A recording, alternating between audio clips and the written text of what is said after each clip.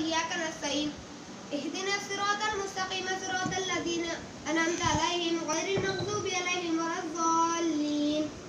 والذين كفروا وكذبوا بآياتنا أولئك أصحاب النار هم فيها خالدون يا بني إسرائيل اذكروا نعمتي التي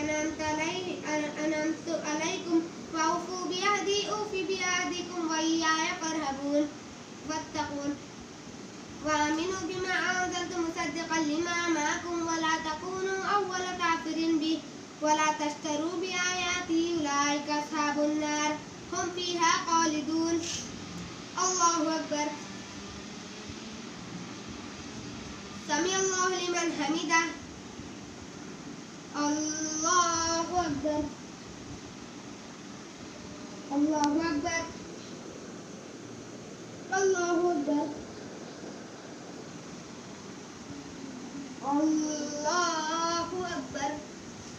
الحمد لله رب العالمين الرحمن الرحيم مالك يوم الدين إياك نعبد وإياك نستعين اهدنا الصراط المستقيم صراط الذين أنعمت عليهم غير المغضوب عليهم ولا الضالين أتأمرون الناس بالبر وتنسون أنفسكم وأنتم تتلون الكتاب أفلا تعقلون واستعينوا بالصبر والصلاة وإنها لكبيرة إلا على الخاشعين الله أكبر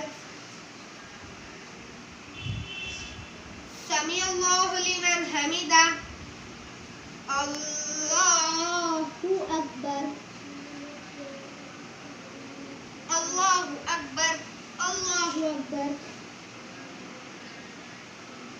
الله أكبر